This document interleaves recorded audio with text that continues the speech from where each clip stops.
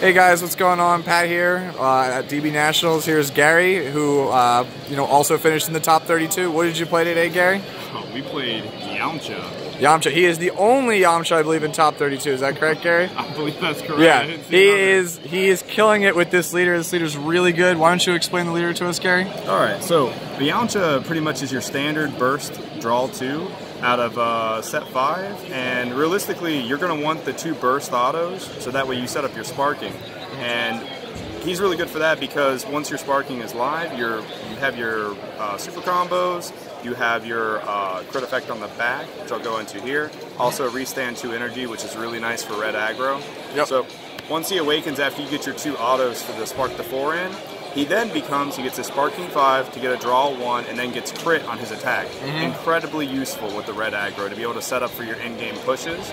And then, very nice as well, you have your activate main ability, so that way you can choose one of your battle cards to then go ahead and swing on their board. Just for instance, if they have like free blockers or something like that, you're able to clear them out of the way, you're able to make sure that you're able to reduce their board pressure. Great synergy with Frost and Topo to be able to do a little nasty stuff for them. Yeah. So, pretty standard crit leader, grants active attacker to one of your battle cards. Yep, it's really good. All right, so let's get into the main board over here. All right. So you could just fan them out the same way we did before.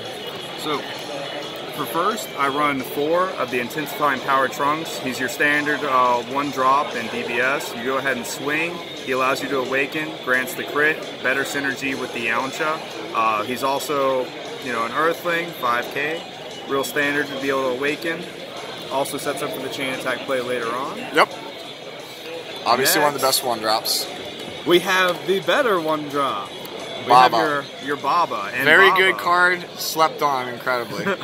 And Baba's great because for 1 energy, she's going to effectively create you 15k combo distance on offense and then 10k on defense.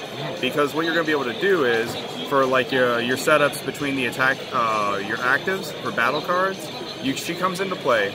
You grant either your leader or a battle card, as long as it's Earthling, an extra 5k.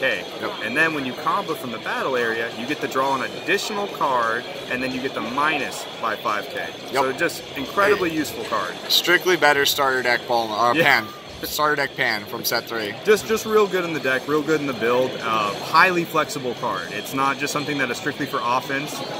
It's great on defense as well for the Storm matchup. Next, just to further the self-awakening, I run 2 Saiyan Kabas. It's also really good against Shinron, just so like that way you can kind of pressure the hand as soon as possible before that Wish Awakening comes out. Just really good. I don't know, for aggro, 6 self-awaken or 1-drops just feels like the right amount to be running. Yeah, so you don't clog. Yeah, just feels really good. So, he's essentially, if I could run 6 Trunks, I would. Yeah, being Trunks is a big boon to him. Going into the higher drops, do have Digging Deep Vegeta, which is a great setup as well. Just to go back off a little trick with it from the 1-drop Trunks, is that you can actually swing with that. If they don't do anything to the 1-drop Trunks, you're then at 7 life total. On your next turn there, you're able to swing again, take the life, chain attack, play this bad boy right here. You get your awakening on turn 2 and able to restand your 2 energy to then go ahead and aggro even further. So that setup here with the chain attack Trunks is amazing. Oh man, yeah, you basically get 320k swings immediately. Yeah, just incredible aggro, and he just helps you move along the deck a lot faster with YAMCHA, which is what you're wanting to do, because you're wanting to get to that 4 life and really start making use of that crit pressure. So Digging Deep Vegeta just helps you along with that. All right. Then we have the man himself. This card's ridiculous. YAMCHA at 100%. So the best part about this card here is that you do require the YAMCHA leader, and his attack cannot be negated once he does the burst 5, and I cannot stress how important that is for your in-game pushes here, because especially as the game goes late, people are going to be sitting on those negates. So then you drop this guy out of hand, you burst your 5, he then becomes a 3-cost 25k, incredibly strong stat line. And then when you grant him the active attacker to be able to attack one of your opponent's battle cards, can't be negated, then you're just going to push for damage on that 2 life, and just you're going. Yeah, this card just rips through people. Yeah, it's an incredibly good burn card. It's a 5K combo, also Earthquake, so that way you can go ahead and have it searched out. Incredibly strong game finisher. Yep. Sorry for the announcement, guys. We're just going to keep on rolling. So we're doing this live on the floor, boys. Yeah, baby. Then we have the big bad boy himself from the Red Starter, the Chain Attack Trunks. This really is what's going to give you that board that you need to be able to effectively aggro. Funnily enough, I don't even main deck Chain Zeno. It's really just there to be able to push aggression and to be able to defend your 1-drop Trunks. Yep, you guys have already seen Digging Deep, but there's more cards in here that we'll get to. You guys, I don't think this card needs an introduction. Yeah, just real effective for flooding, and also active. So here we go. For our super combos, I run the Sparking variant. Just because there are games where you are going to get stalled to where they're not going to want to give you the Awakening. The Sparking is where you're going to be able to make sure that you can defend your board, you can get yourself out of those life trap setups to where, you know, you'll be able to activate your 10K and draw. Yep, it's also an Earthling. Yeah, baby. For the search. This is why. Here it comes. The main beater of the deck. So this right here is a very effective turn 2 play, even if you're tapping out for it. Just to be able to play a Goten in red aggro is incredibly strong. It's basically scrambling assaults on Goten, but it's 15K instead of 10. It's ridiculous. And the 15K is so important because that early in the game, if they want to threaten this card off your board, they have to expend something. And in terms of when you're playing aggro, to be able to build pressure, that 5K makes a huge difference in terms of hand advantage. So this card is just incredibly useful. Just like your turn 2 setups can be chain attacked out and then get you a search on top of that. Incredibly useful card for the build. Yep. Have the only negate I actually run in the deck, which is Topo. And the reason why I decided just to only keep him is that, one, you have incredible synergy with the leader as well, because the activate main, he is a wonderful target for that, and where you are going to be taking so much life to awaken very early, you will hit that 15K to make him a 2-drop, so then his stat line is a 2-drop 20K that restands when he KOs. Just an incredibly powerful combo together. Yeah. And it's a board clear. It's a wombo combo. If they got nothing, it's over. Exactly. You flood. They flood the board. You're able to go ahead and clean it all up, and then just continue your aggro from there. Oh, the main big bomb of the deck. Part of the game finisher. Yeah. You guys we have the Fearless Pan. And anyone that has been on the opposing side of when this card gets played and they have the board, you know the incoming damage. So. Incoming Pan, she needs no introduction to herself. Incredibly strong with the deck that swarms. She's going to grant everything double strike, which again, incredible synergy with the leader. Because in terms of the hand efficiency, if we're doing that here, granting double strike on top of crit and the 5K, incredibly strong. Yeah, this card's just one of the best red cards, period. It also doubles as a barrier blocker for defense, and then obviously this deck is probably pretty good against Victory Strike. It is, because just like you said there, it serves as a main deck barrier blocker on top of being an end-game win con. Just very, very strong. Very strong card. We have 3 of the Championship Vegeta. This is for more of your control-esque matchups here, where they're just trying to wall you up with the Vegetos to stop your aggression. You're going to want to be looking for this card here and to be able to effectively play it. Other than that, you're really not going to dive into this card that much, just because there's better ways to make efficient use of your energy for 3 cost. But he does serve as that main deck option for you to be able to go ahead if they are trying to wall you off. They're playing a lot of free blockers to be able to clear the board. Yep. Mr. Hand Advantage is coming next. Yes. The big bad burst attack himself. Now, where this card is aggro, and as you may have noticed by now, the majority of them are all 5Ks. What you're really wanting to do with this deck is where they're 5Ks, you're just wanting to throw your hand advantage at them, because once you get him, he is going to draw you back all those cards and really allow you to him plus hit. YAMCHA, you're just refilling hand constantly. Exactly. Just reload, reload, reload. And again, with the crit, You're going to notice that's a reoccurring theme here. It is highly important because you're wanting to keep them at as low as hand total as possible for those in-game pushes. So all these cards here, they are allowing you to generate advantage while denying your opponent. Time has passed. Please set down your cards and fill out the match. Again, we are doing this live on the floor.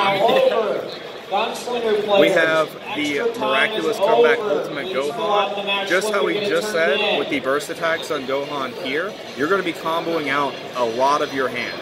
So you're going to keep your hand low for these two cards. A nice little combo is you drop your hand low, you're able to sneak in your Miraculous Comeback Son Gohan and then follow it up with the attack here, and you're going to be able to redraw, and then you just created a 25k on board for 2 costs.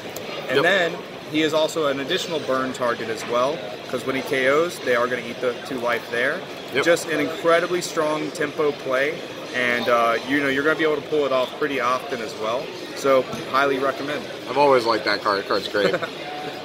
Just incredibly good. Speaking of cards I like. Yeah, cards you like. This one right here, really, it is just like the previous Vegeta, as you saw, to be able to attack the actives. Again, with the leader synergy, anything that you target on the board with Frost, it is going to die.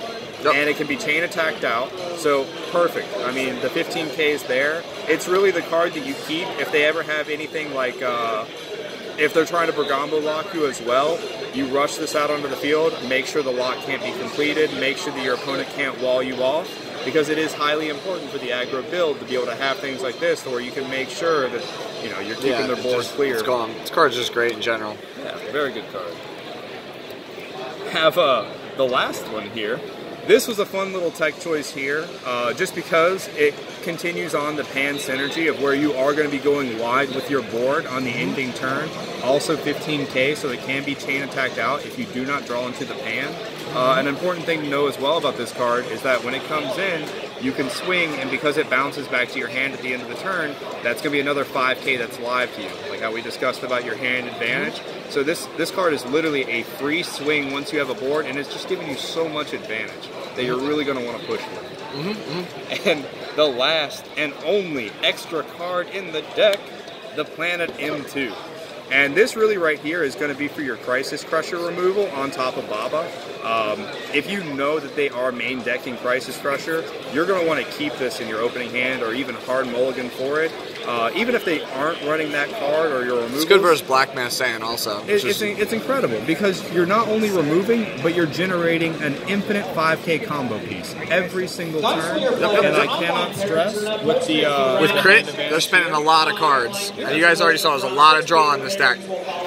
There's a lot of draw, there's a lot of crit, so Planet M2 just follows up on that synergy of, realistically, you're just looking to set up your timing attack with the end-game bombs, and once they're set up, you're just going to push for the game, and Planet M2 really helps that along the way because it's going to continue to give you that reoccurring advantage. Alright, so do you want to go over the sideboard like really quick? Yeah, we can go over just the tech choices. Yeah, so just go through it really quick. Real quick tech choices here. I do run the 4 after image technique, mostly for the Storm and the Shinron matchups to make sure those all-ins aren't going to go through. Now, after this tournament experience, this will be getting upgraded to the main board. There were a lot of turns, a lot of games that went to best of 3 solely because I did not have this card main decked. I wasn't sure how to feel with it not being a 5k, but that will be something that's added there. Next, we have Chain Zeno, again, for your Shinron matchups, just to be able to reset the hand, go right back in. And you can do this as early as turn 2, so this is great for you if they get to a really fast start. This card's just, the combo is already good. You guys already know. If you've been following the meta at all for the last 3 months, you guys know you know about the Chain Attack Zeno. And then, these are a little interesting. I'll go ahead and pair them up together. But, again, for the control matchups, this is honestly a pretty strong combo that I found, because you're able to go ahead and get your Dark Duo like a hit, but it's barrier, so it can't be popped, so the cards will not be coming back. Incredibly strong after the chain attack play. Bobbity I've actually had some good experience with as well for the resetting your attackers. So if you think about your Miraculous or your YAMCHA after you burst, you can then chain attack him out again, evolve if you've already had one on the field, play your Bobbity, and then you get to reset that YAMCHA to be able to swing again. To be able to, you know, make another attack. That's a really cool combo. Yeah. It's pretty fun. And then the last one here, I do have the standard Haru Haru. Droids is everywhere. Yeah, Droids is everywhere here, guys. So you guys already know. Haru Haru, your yellow Shinron, your Droid matchups. This card again, critical, free attack. If you do get to the 4 energy, you're getting a +1 on your energy. Just a great 15k crit out of hand to continue that hand advantage and that pressure. Honestly, in any red deck that runs the crit aggro, should be a side deck option in any. All right, man. Thank you, Gary. It was a great deck. Congratulations again on top 32. Hey, you too, Pat. Yep. All right. You guys, we'll do some more deck profiles here while we're on the floor. Hope to see you guys in the next video. Thanks. Take it easy.